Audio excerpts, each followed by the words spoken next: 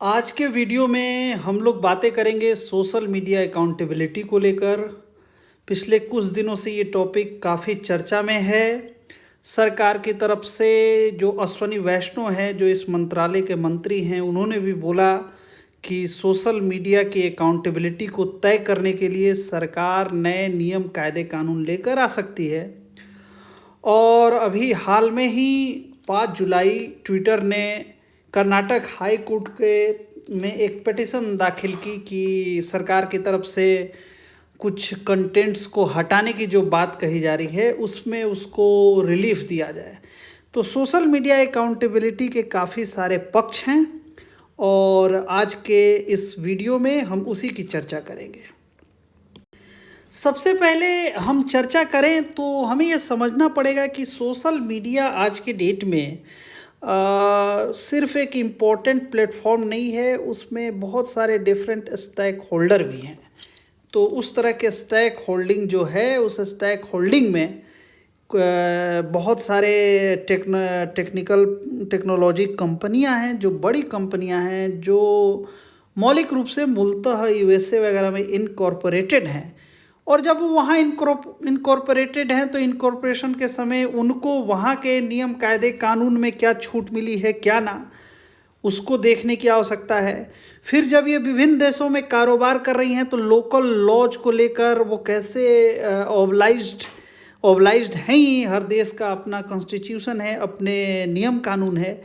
तो इन सारी चीज़ों को हमें देखना पड़ेगा और चर्चा करनी पड़ेगी, और इसके द्वारा ही हम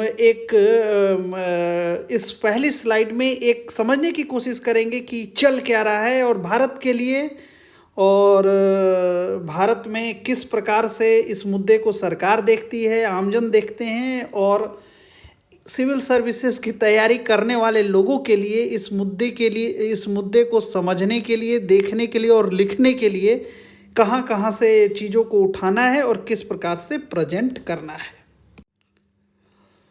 5 जुलाई को आपको पता है कि ट्विटर ने कर्नाटका हाईकोर्ट में जो पिटीशन दाखिल की है, इसकी मैंने चर्चा की, लेकिन थोड़ा सा पहले चलते हैं। ये देखिए 30 मार्च 2022 की ही बात है और ये खबर मैंने उठाया है हिंदू अखबार से। आखिरी स्लाइड में आपको इस तरह के इन्फॉर्मेशन और हमारे नॉलेज के सोर्स क्या हैं उसको मैंने मेंशन किया हुआ है। तो ये जो खबर है हिंदू में जब छपी तो उस खबर में ये बताया गया कि गवर्नमेंट ने एक एफिडेविट दाखिल किया दिल्ली हाई कोर्ट में। उस एफिडेविट को समझने की आवश्यकता है कि सरकार ने क्या किया, ये जरा सुनिए। वहाँ पर सरकार ने जो एफिडेविट दाखिल की उसमें लिखा कि social media platform must be held accountable for subjugating and supplanting fundamental rights like right to freedom of speech and expression, otherwise the same would have dire consequences for any democratic nation. अब सबजेकेटिंग मतलब अधीन, supplementing मतलब suppress करना, दबाना। तो सरकार का कहना था कि सोशल मीडिया जो प्लेटफॉर्म हैं वो लोगों के जो मौलिक अधिकार हैं, जो राइट ऑफ फ्रीडम और स्पीच ऑफ एक्सप्रेशन है, उसको अपने अधीन कर रही हैं और उसको दबा रही हैं। उस एफिडेविट में ये भी बोला गया, it is humbly submitted that liberty and freedom of any individual can not be violate in the slip stream of social and technological advancement. मतलब चालाकी करके किसी तरीके से टेक्नोलॉजी के नाम पर या एडवांस एल्गोरिदम के नाम पर या आर्टिफिशियल इंटेलिजेंस के नाम पर किसी भी प्रोसेस को, जो स्वतंत्रता, जो हमें संवैधानिक अधिकार मिले हैं, उसके बहाने उसको दबाया नहीं जा सकता। उसके अलावा बोला गया कि सरकार ने जो सिग्निफिकेंट सोशल मीडिया इंटरमीडियरीज हैं, जैसे ट्विटर है, उन्होंने कुछ अकाउंट्स को जो सस्पेंड करने का अधिकार रखा हुआ है अपने पास या सस्पेंड करते हैं, उसके पॉलिसी को वायलेट करने के लिए, तो it should afford a reasonable opportunity to user to defend his side.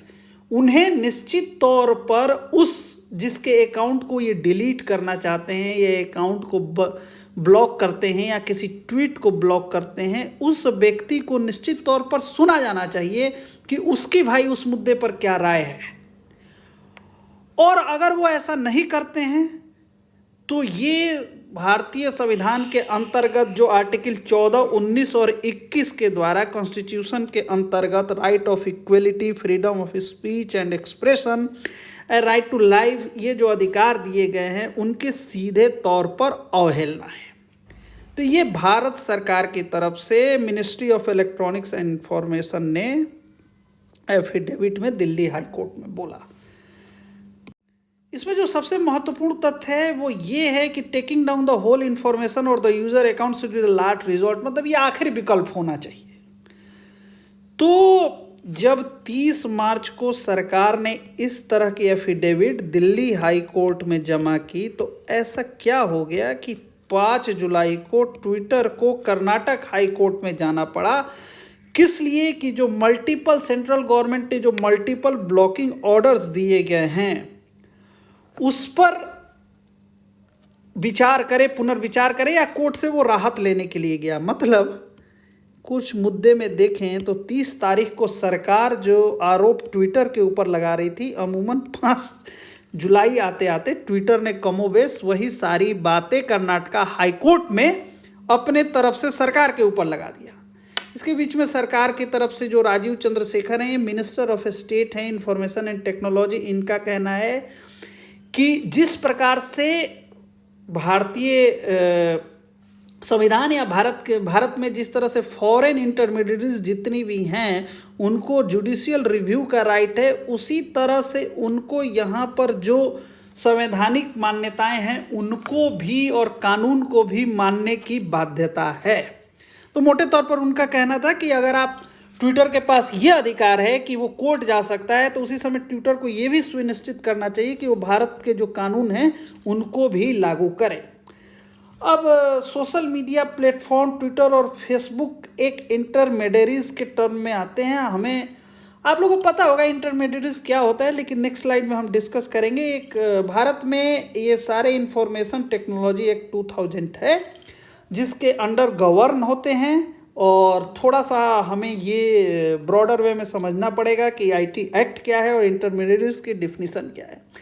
और यही जो आईटी एक्ट है ये सेक्शन 69A में सरकार को इन सारी चीज़ों का इजाज़त करता है कि restrict access to any content in the interest of sovereignty and integrity of the country, security of the state, friendly relation with foreign state और फॉर पब्लिक ऑर्डर। ये अधिकार आईटी एक्ट के सेक्शन 69A के through सरकार को मिलता है। तो मोटे तौर पर जो बातें निकल कर आई वो ये निकल के आई कि 30 मार्च के करीब जो चीज़ें सरकार की तरफ से एक एफिडेविट में कही गई, लगभग उन्हीं मूल बातों को ट्विटर ने कर्नाटका हाई कोर्ट में दोहराया कि नहीं, सरकार इन सारी चीज़ों की अवहेलना कर रही है।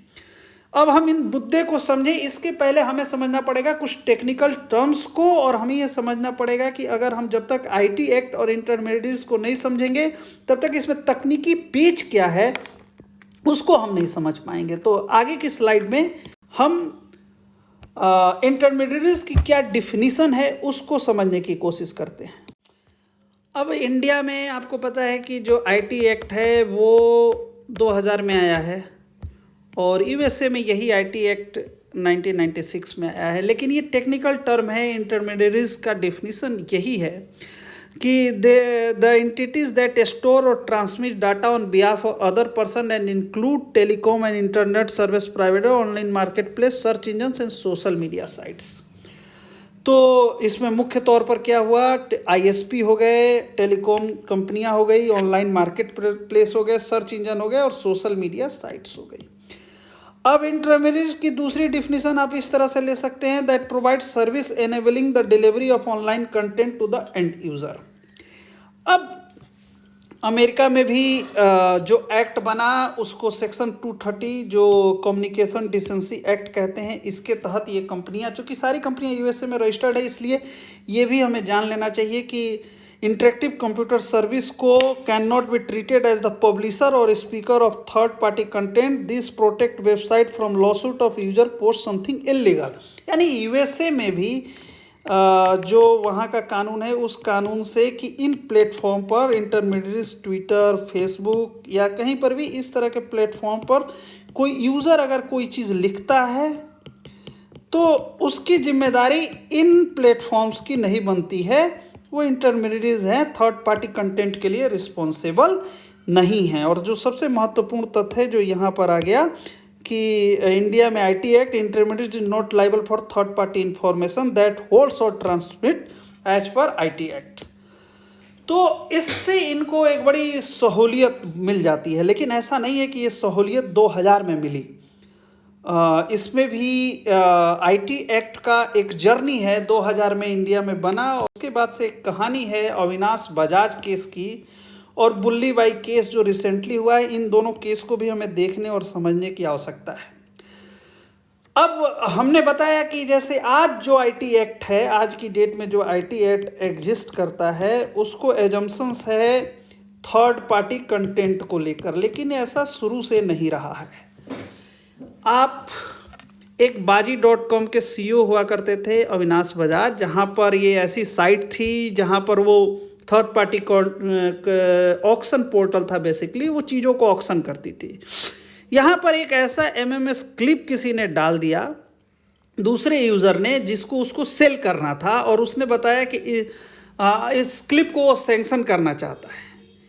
दिल्ली हाई कोर्ट ने जब ये केस चला तो उसके एमएमएस को लेकर section 292 of IPC as well section 67 of IT act और 2000 relating to publishing of information which obscene in electronics form, Avinash Bajaj को दोषी माना और बाजी.com के सीईओ को जेल हो गई, जेल जाना पड़ गया। और इसी वजह से जैसे आपको पता है कि इस इंसिडेंट के बाद 2008 में इस एक्ट को मॉडिफाई किया गया सेक्शन 79 को, और इस मॉडिफिकेशन के थ्रू जो थर्ड पार्टी कंटेंट है उसके लिए इंटरमीडिएरीज की लीगल रिस्पॉन्सिबिलिटी को चेंज किया गया। तो ये पूरी कहानी है 2008 तक अब हम आ गए हैं। रिसेंटली बुल्ली बाई ऐप है, इसका एग्जाम्पल बहुत है कि एक ऐप बनाया गया जहां पर मुस्लिम महिलाओं को टारगेट किया गया। उस पर राज्यसभा में बोलते हुए जो हमारे minister of information and electronics जो मिनिस्टर हैं उन्होंने बताया, we have to bring about the balance and consequences to make social media accountable to ensure the safety and security of our women and our future generation. For this he said social media rules have to be strengthened and opposition accuses the government of freedom of speech when it's wrong। उनका कहना था कि सरकार जो है जब कानून को सख्त करने की कोशिश करती है तो विपक्ष में बैठे लोग इस तरह की आलोचना करने लगते हैं कि सरकार लोगों की आवाज़ को दबा रही है, उनके फ्रीडम ऑफ एक्सप्रेशन का जो राइट है, राइट टू स्पीच है, उसको दबाने की कोशिश कर रही है। लेकिन उनका कहना था कि अभी मौलिक तौर पर ये चीज़ सामने है कि जो आईटी एक्ट 2000 है उसके अंदर जो कमियां हैं उस कमियों को दूर करने के लिए एक सख्त कानून की आवश्यकता है। अब जैसा आप देख रहे हैं इस चीज़ को समझिए कि ये जो आईटी एक्ट है ये अपने आप में इतना महत्वपूर्ण एक्ट है कि जितना हम इलेक्ट्रॉनिक्स कॉमर्स करते हैं, जो हमारे कंपनी बनती है, डिजिटल सिग्नेचर हैं, या हम कहीं जाते हैं और इलेक्ट्रॉनिक्स पेमेंट मीडियम से पेमेंट करते हैं और उस पेमेंट को ऑथेंटिकेट करने की जो रिसिप्ट मिलती है, तो इलेक्ट्रॉनिक्स कॉमर्स इसमें इन्वॉल्व है, साइबर क्राइम इन्वॉल्व है। तो ये एक्ट अपने आप में हमारी दैनिक दिनचर्या में बहुत ही ज़्यादा प्रभावी है। हमें ये समझना चाहिए कि इस एक्ट की चर्चा जिस वजह से हो रही है सिर्फ उतना ही इस एक्ट में नहीं है, इसीलिए मैंने मेंशन किया कि इलेक्ट्रॉनिक कॉमर्स और साइबर क्राइम भी है। इस एक्ट को समय समय पर सरकार मॉडिफाई करते आई है। आपको 2008 का जो मॉडिफिकेशन था वो किस वजह से हुआ, अविनाश बजाज के केस को हमने आपसे डिस्कस कर लिया कि किस प्रकार किसी और के किए गए उनके ऑक्शन के प्लेटफॉर्म पर किसी और ने कोई ऐसी चीज डाली जिसके लिए वो जिम्मेदार नहीं थे, लेकिन उनको दिल्ली हाई कोर्ट ने सजा सुनाई, जिम्मेदार माना, जिसके फलस्वरूप 2008 में आईटी एक्ट में अमेंडमेंट हुआ। 2021 में भी सरकार ने intermediate guidelines and digital media ethics code जो है लेकर आए। ऐसा मौलिक तौर पर, मूल तौर पर 2 वजहों से हुआ। उन 2 वजहों को हमें जानने की आवश्यकता है और उस पर ध्यान देने की आवश्यकता है। जैसे बहुत सारे ऐसे वीडियोस या ऐसे कंटेंट व्हाट्सएप पर फॉरवर्ड किए जाते हैं जिसकी सरकार या पुलिस या किसी को ये पता नहीं लगता कि इसका फर्स्ट ओरिजिनेटर कौन है। इसके अलावा किसी के बारे में अगर कुछ लिखा जाए तो जो प्लेटफॉर्म है, जो इंटरमीडिएट प्लेटफॉर्म है, वहाँ ग्रीवांस रिएड्रेसल मैकेनिज्म का एब्सेंस था। तो ये 2 मौलिक तौर पर इंटरमीडिएट्स के लिए चीज़ें आई कि उनको कंप्लायंस करना पड़ेगा। Enabling identification of first originator of the information on it's platform under certain condition, और टेक्नोलॉजी बेस इस तरह का अपना एल्गोरिदम या इन सब चीज़ों में बदलाव करना पड़ेगा कि भड़काने वाले या वैसे कंटेंट जो समाज में हिंसा फैला सकते हैं, या महिलाओं के प्रति, बच्चों के प्रति जो सेक्सुअल एब्यूज के कंटेंट होते हैं, इस तरह के कंटेंट को वो अपने प्लेटफॉर्म पर पब्लिश ना करने दें। इस रूल ने ये भी बताया कि online publisher news, current affairs content और जो ऑडियो विजुअल बनता है उसको लेकर भी एक रेगुलेशन है। और इसमें एक बड़े ब्रॉडर वे में बताया गया कि अगर आपकी मीडिया है, डिजिटल वे में प्रेजेंस है, आपकी उपस्थिति एक बड़े लेवल पर है, तो आपको किस तरह से उस कंप्लायंस को मीट करना है। छोटे स्तर पर है तो फिर आपको कंप्लायंस को कैसे मीट करना है। यानी मोटे तौर पर अभी तक हमें जो चीज़ समझ में आई वो ये आई कि सरकार ने जो आईटी एक्ट 2000 में बनाए, उसमें प्रारंभिक अवस्था में जैसे जैसे टेक्नोलॉजी का प्रसार हुआ तो 2008 आते आते इस तरह की स्थिति हो गई कि इंटरमीडिएट्स को लीगल प्रोटेक्शन मिला कि किसी थर्ड व्यक्ति के द्वारा कोई भी चीज़, कंटेंट उनके प्लेटफॉर्म पर डाला जाएगा तो उसके लिए लीगली वो बाउंडेड नहीं है।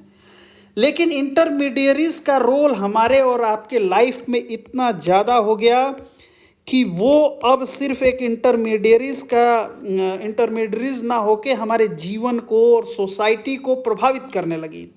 तो फिर इसमें एक मॉडिफिकेशन का आया कि अगर कुछ गलत information, miss information, violent information, sexual information या सोसाइटी के अंदर जो शांति है उस सौहार्द को बिगाड़ने वाले इन्फॉर्मेशन क्रिएट किए जाते हैं, तो सरकार को ये जानना बहुत ज़रूरी है कि ये कौन क्रिएट कर रहा है, इसका फर्स्ट ओरिजिनेटर क्या है, क्योंकि क्राइम के लिए आपको वहाँ तक पहुँचने की ज़रूरत है।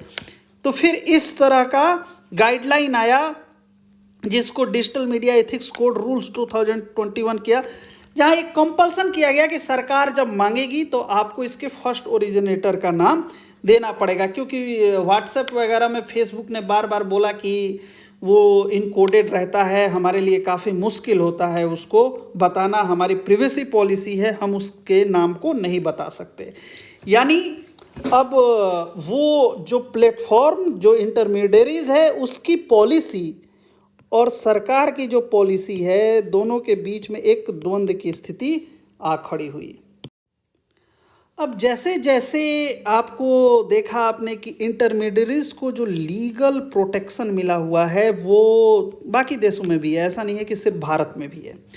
तो इस लीगल प्रोटेक्शन की आड़ में बहुत सारे लोग आ गए जो वास्तव में पब्लिशर थे, मतलब वो खुद का ही कंटेंट पब्लिश कर रहे हैं, लेकिन उन्होंने एक इंटरमीडिएट्स को जो प्रोटेक्शन मिला हुआ है उससे लाभ लेने की कोशिश की।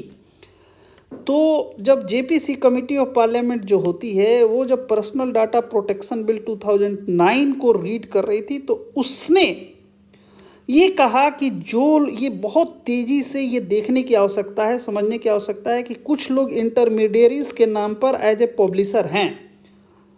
तो जो इंटरमीडिएट्स नहीं हैं, जिनका बहुत सारा कंटेंट, मतलब बहुत सारा कंटेंट का हिस्सा, कंटेंट जो है एज ए पब्लिशर पब्लिश करते हैं, उनको इंटरमीडिएट्स के डिफिनीशन से बाहर लाया जाए, उनको इंटरमीडिएट्स के डिफिनीशन से बाहर ला के एज ए पब्लिशर लाया जाए, जिससे कि उनको जो ये एक लीगल शेल्टर मिला हुआ है उससे वो बाहर आ सके।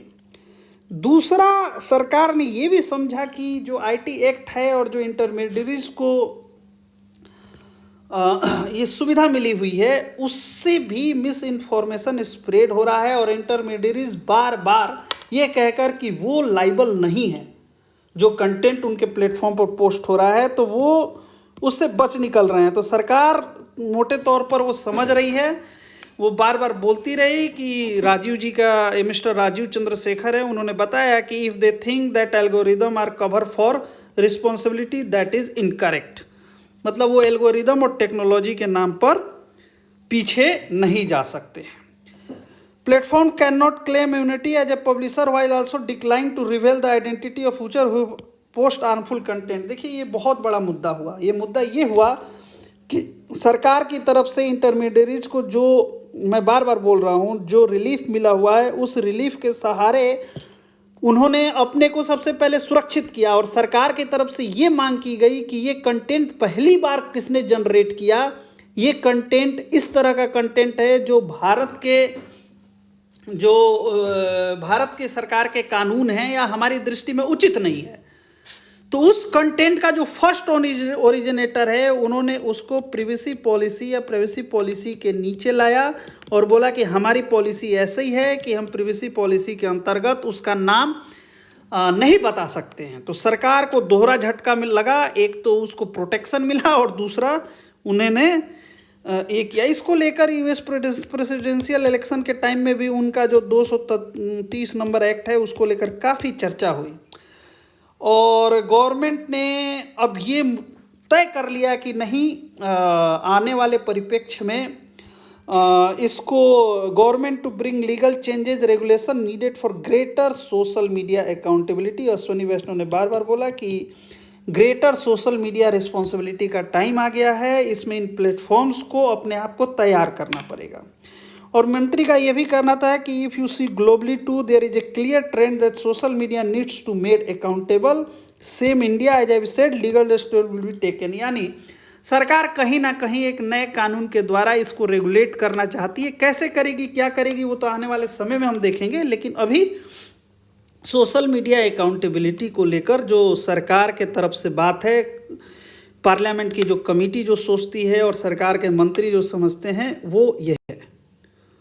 अब इसको लेकर आपको मैंने बताया कि सोशल मीडिया अकाउंटेबिलिटी में मल्टीपल व्यू हैं, इन व्यूज़ को समझने की आवश्यकता है। ये प्लेटफॉर्म ग्लोबल रूप से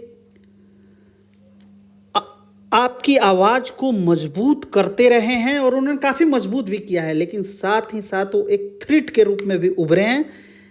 तो किस तरह से एक multiple view around the globe आ रहा है उसको समझना आना चाहिए।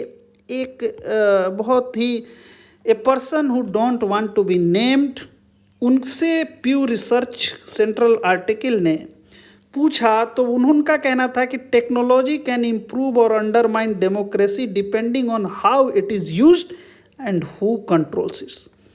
Right now it is controlled by two few. ये केविन ग्रॉस करके ये प्यू रिसर्च सेंटर आर्टिकल में इन्होंने बताया कि टेक्नोलॉजी निश्चित तौर पर लोकतंत्र को मजबूत कर सकती है, लेकिन महत्वपूर्ण ये है कि इस पर नियंत्रण कौन करता है और इसका इस्तेमाल किस तरह से किया जाता है। एक तरफ तो तकनीक क्या है, ये डेमोक्रेटाइज करती है इंफॉर्मेशन को, लेकिन ये साथ में ही कुछ चुनिंदा लोगों को सिर्फ देती है, जैसे ट्विटर, फेसबुक, व्हाट्सएप। इसके जो मालिक हैं वो किस तरह से प्राइवेट कंपनीज हैं, उनकी लायबिलिटी लोगों के प्रति नहीं है। एक तरह से देखें तो, अगर मोटे तौर में देखें तो एक प्राइवेट कंपनी मुनाफा कमाने पर, मुनाफे पर है, उनका व्यापार करने पर, तो वो देश के प्रति, किसी देश के प्रति या पब्लिक के प्रति डायरेक्टली रिस्पॉन्सिबल नहीं है। इसका एक लाभ ये है, कुछ लोग कहते हैं कि जो ट्रेडिशनल मेथड था कि जो जर्नलिस्ट और एडिटर्स यानी न्यूज़पेपर और इलेक्ट्रॉनिक्स मीडिया के थ्रू ही कंटेंट आता था, तो अब वो अपने चॉइस का कंटेंट यहाँ पर सर्च कर सकते हैं।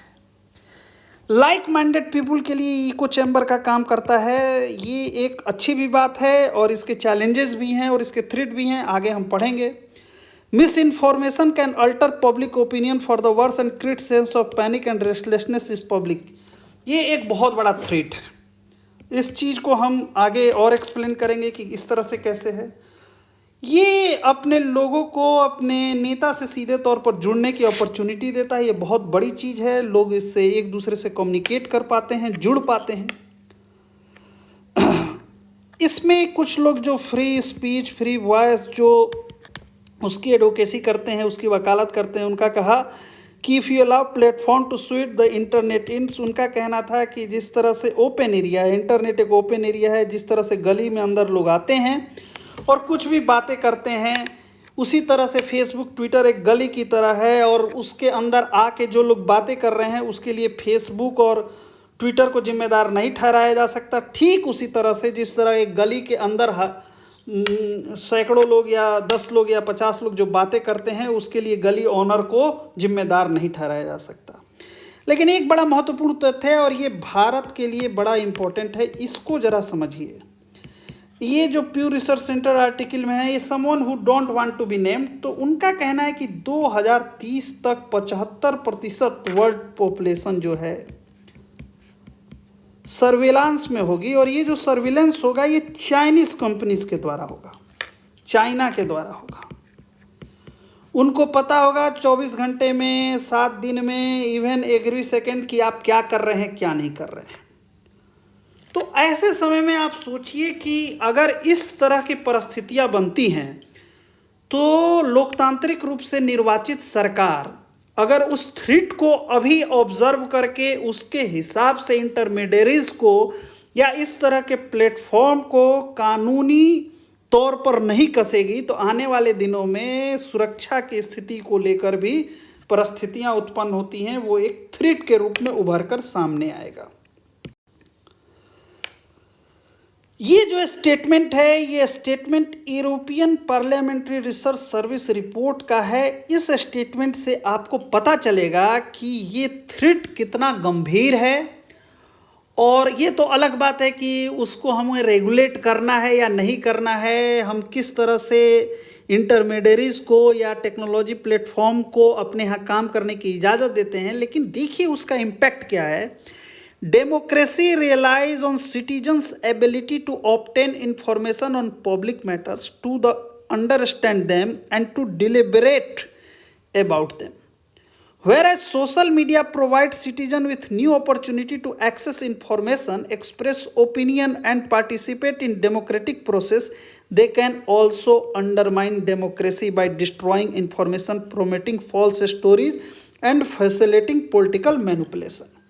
ये कोट सिविल सर्विसेज की जो लोग भी तैयारी कर रहे हैं उनके लिए बहुत अच्छा है। ये कोट ऐसा है जो आपको आधे से 1 नंबर ज़्यादा दिला सकता है। मैं जब भी कंटेंट डेवलप करता हूँ ये सोच के डेवलप करता हूँ कि मैं कुछ इसमें ऐसा दे सकूँ जो आपको मार्क्स में ऐड ऑन कर सके। तो एज ए डेमोक्रेटिक नेशन किसी भी देश को या एज ए इस तरह के देश को करना क्या चाहिए, तो सीधे तौर पर है उनको इन सब चीज़ों को बढ़ावा देना चाहिए और उनको इन सब चीज़ों को कट करने की कोशिश करनी चाहिए कि misinformation, false stories, political manipulation, इस पर हम जितना ज़्यादा रोक लगा सकें और इन चीज़ों को बढ़ावा दे सकें वो मजबूत होंगे। क्राइम को रोकने के लिए कानून है और कानून बनाने का काम लोकतांत्रिक ढंग से निर्वाचित सरकारों का है। अब आगे समझते हैं कि किस प्रकार से विभिन्न स्तर के, विभिन्न दुनिया के तमाम तरह के लोग इन सब मुद्दे पर किस तरह से बात कर रहे हैं, क्या समझ रहे हैं और क्या वे फॉरवर्ड है। कुछ पॉइंट्स है जो ये भी जो रिपोर्ट है ये रिपोर्ट पुरानी वाली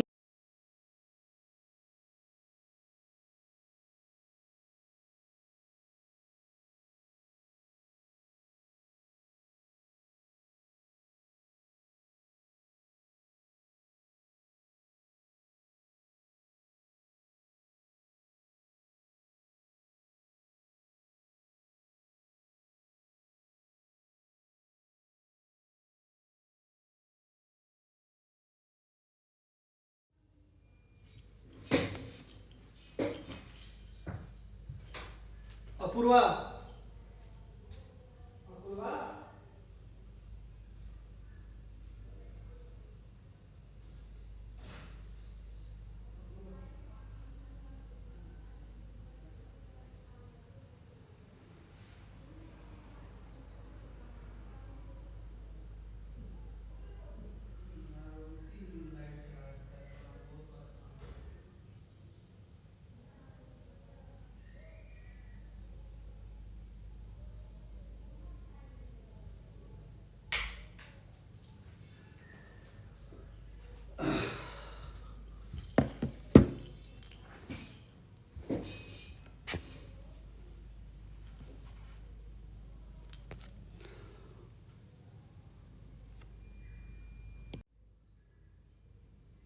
जैसा कि हम सब जानते हैं कि कंक्लूजन के रूप में हमें ये समझना पड़ेगा कि India is not a surveillance state.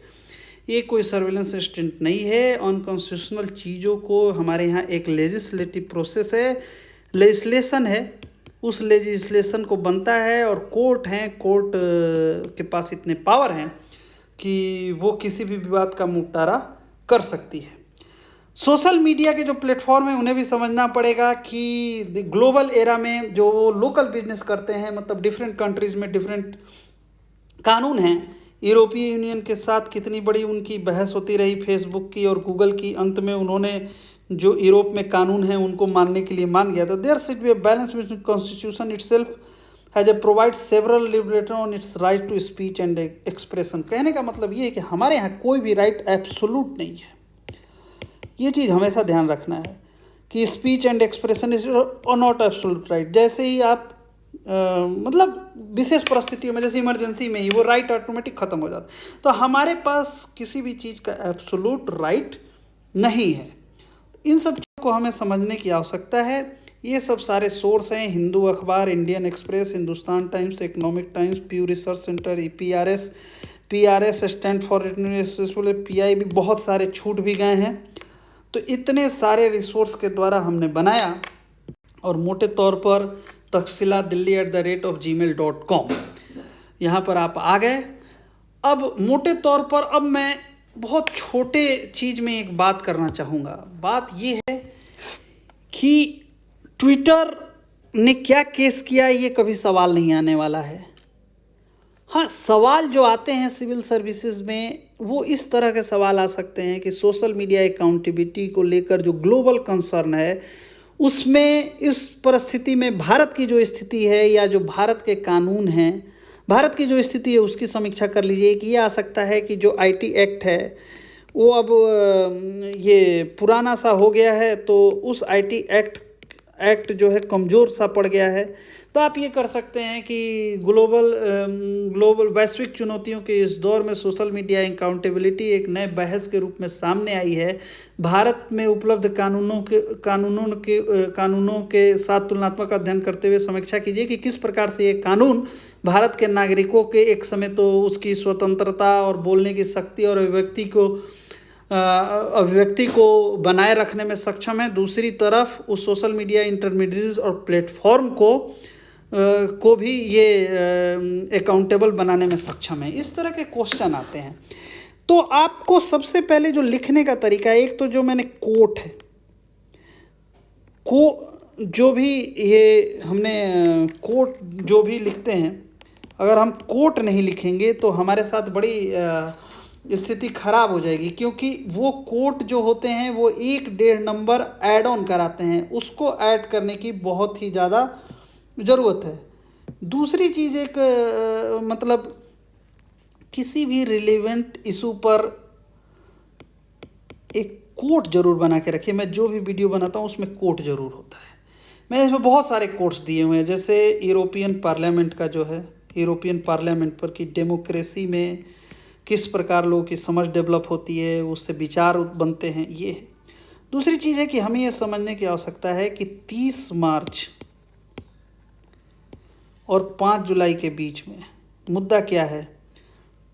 सरकार कह रही है कि जो कॉन्स्टिट्यूशनल राइट है, फ्रीडम ऑफ स्पीच है, 19, 14 और 21, ये सब को इंश्योर करना ट्विटर का काम है, सरकार की तरफ से कहा जा रहा है। और सबसे पहले जो ट्विटर जो पोस्ट किया है उसको सुनने की जिम्मेदारी सरकार ट्विटर की है एटलीस्ट, और आखिर में वो डिलीट कर सकते हैं अकाउंट या कॉन्टैक्ट को ब्लॉक कर सकते हैं। ये आखिरी रास्ता है। सेम लगभग यही चीज़ ट्विटर कर रहा है कि सरकार ने 69A के द्वारा जो रेगुलेशन है उस रेगुलेशन को नहीं माना। तो ये सब सवाल आएंगे, लेकिन इसमें जो महत्वपूर्ण चीज़ है ये कि एक ऐसी परिस्थिति बन गई है, आज की डेट में ऐसी परिस्थिति बन गई है कि सोशल मीडिया अकाउंटेबिलिटी को लेकर जो परिस्थितियां बनी हैं, जैसे IT एक्ट 2008, 2021 के बाद भी जो इम्पोर्टेंट थ्रेट्स हैं, जो सर्विलांस के थ्रेट हैं या मिस इन्फॉर्मेशन के थ्रेट हैं, सर्विलांस है, मिस इन्फॉर्मेशन है, कॉन्स्टिट्यूशनल राइट्स है, वो बने हुए हैं। किस तरह से चैलेंजिंग है, एक एक चीज़ मैंने एक एक स्लाइड में बताया है आपको। स्लाइड 1 में एक डिफरेंट ओपिनियन बताया कि किस तरह से ट्विटर कोर्ट में, ट्विटर के अगेंस्ट में सरकार कोर्ट, ट्विटर जब सरकार गई एफिडेविट दिया, फिर ट्विटर कोर्ट में गया, फिर सरकार क्या चाह रही है, ग्लोबली किस तरह की चिंता है, किस तरह से लेजिस्लेशन हो सकता है। तो इन सारी चीज़ों को पॉइंट वाइज लिखना है। दूसरा, अगर मोटे तौर पर आता है कि नए कानून की आवश्यकता देखी जा रही है, तो आपको समझाने की ज़रूरत पड़ेगी कि क्यों नए कानून की आवश्यकता पड़ी है, किस तरह से व्हाट्सएप यूज़र जहाँ पर वो कंपनी फॉर्म हुई, जहाँ हेडक्वार्टर्ड हैं, वहाँ पर ज़्यादा कैसे हैं, किस तरह से फेसबुक यूज़र हैं, किस तरह से यूट्यूब यूज़र हैं। उसके अलावा हमारे सारे डॉक्यूमेंट्स का किस तरह से 75% के करीब एक अनुमान है कि चाइनीज़ कंपनियां करेंगी। तो इन सब में सरकार, हाइब्रिड वारफेयर का माहौल है, तो सरकार विवश है कि सरकार को एक ऐसा कानून लाना है जहां लोगों के अधिकार भी सुरक्षित रह सकें और सोशल मीडिया की अकाउंटेबिलिटी भी बन सके।